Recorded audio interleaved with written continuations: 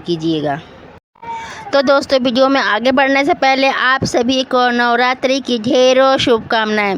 दोस्तों, मैं नीलम सिंह अपने चैनल में आप सभी का स्वागत करती हूं।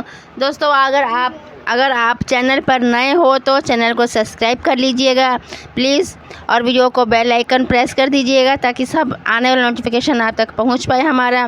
ठीक है दोस्तों। तो दोस्तों देखिए, नवरात्र में सबसे पहले हम जान लेते हैं नवरात्र में कौन सी ऐसी चीज़ें जो हमें नहीं करना चाहिए। दोस्तों, नवरात्र में माँ भगवती के 9 रूपों के दर्शन करते हैं और इन 9 दिनों में की गई पूजा माँ भगवती बहुत ही आसानी से स्वीकार करती है। ठीक है, देखिए, जिसकी जैसी इच्छा होती है उसकी इच्छा पूर्ण होती है और इसमें भक्तों के सभी दुख दूर करती है माता रानी। नवरात्रि के इन 9 दिनों में भक्त बहुत खुशी से माँ नौ दुर्गा के अलग अलग रूपों में पूजा करते हैं, माँ का प्रिय भोग अर्पित करते हैं और उन्हें श्रद्धापूर्वक व्रत करते हैं। देखिए फ्रेंड्स, मैं यहाँ आपसे एक बात कहना चाहती हूँ, अगर आप व्रत नहीं कर पाए तो कोई बात नहीं, आप 9 दिनों तक पूजा भी कर सकते हैं। देखिए, शुद्ध और सात्विक मन से आप माता का 9 दिनों तक पूजा ही कर लीजिए। इन 9 दिनों के दौरान आपके घर में केवल शुद्ध और सात्विक भोजन ही बनना चाहिए। देखिए, कहने का मतलब ये है कि लहसुन प्याज वगैरह हमें 9 दिनों तक नहीं खाना चाहिए। ठीक है, तो आइए जान लेते हैं कि साल 2024 में इस बार शारदीय नवरात्र कब से शुरू हो रहा है और कब ख़त्म हो रहा है। तो दोस्तों, शारदीय नवरात्र हमारा साल 2024 में 3 अक्टूबर दिन गुरुवार को प्रारंभ हो रहा है। ठीक है, तो ये आप ध्यान रखिएगा, 3 अक्टूबर को हमारा नवरात्र स्टार्ट हो रहा है और जो हमारा प्रतिभा तिथि है वो 3 अक्टूबर को 12:18 पर शुरुआत हो जा रहा है और इसकी समाप्ति 4 अक्टूबर 2:58 पर इसकी समाप्ति हो जा रही है। और देखिए, जो कलश स्थापना हम सुबह 6:15 से लेकर के 7:22 तक कलश स्थापना कर सकते हैं। इसमें हमें 1 घंटा और 6 मिनट का हमें समय मिल सकता है। अगर इतने टाइम पे आप कलश स्थापना नहीं कर सकते हैं तो दूसरा समय जो है हमारा 11:46 से लेकर के 12:33 तक होगा, दोपहर का समय, और इसमें हमें 47 मिनट का समय मिल गया है। ठीक है, तो आप इसमें आराम से कलश स्थापना दोपहर के समय कर सकते हैं। ठीक है, तो दोस्तों आइए जान लेते हैं कि हमारी अष्टमी तिथि और नवमी तिथि जो है वो किस दिन पड़ रहा है। अष्टमी और नवमी तिथि हमें किस दिन है, कन्या पूजन हमें किस दिन करना है, तो ये भी जान लेते हैं हम इसमें। और हमारी अष्टमी तिथि जो है वो 10 अक्टूबर 2024 को मनाई जाएगी।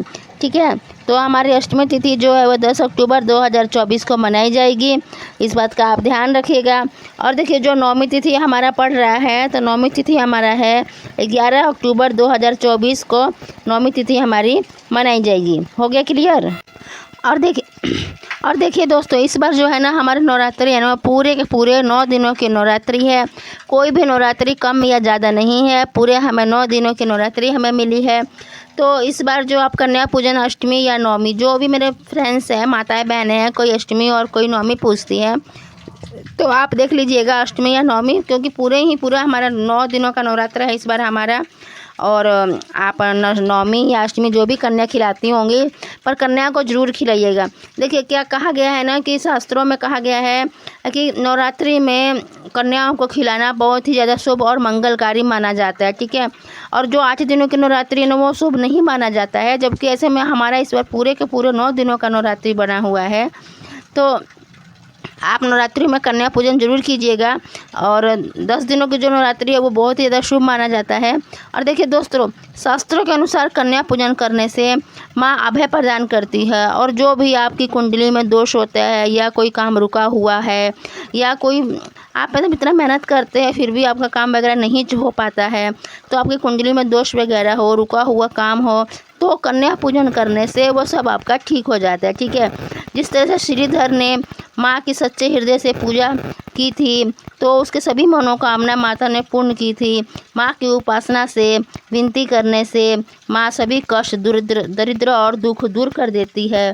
नवरात्रि में माता रानी का व्रत और पूजन किया जाता है, लेकिन नवरात्रि के दौरान इसका सबसे ज़्यादा महत्व कन्या पूजन को सबसे ज़्यादा महत्व दिया गया है। और दोस्तों देखिए, आपके द्वारा दी गई जो आप कन्या पूजन करते हैं और कन्याओं को जो भी भेंट देते हैं, आपके द्वारा दी गई भेंट अगर कन्याएं खुश हो जाती है, प्रसन्न हो जाती है, इसका मतलब ये है कि माता रानी आप पर खुश है और माता रानी की कृपा से उन्हें वरदान प्राप्त होता है। और देखिए दोस्तों, कन्या पूजन कोई मामूली पूजन नहीं होता है। समस्त ब्रह्मांड में जो भी पूजा होती है उससे बढ़कर कन्या पूजन को सबसे सर्वप्रथम माना जाता है।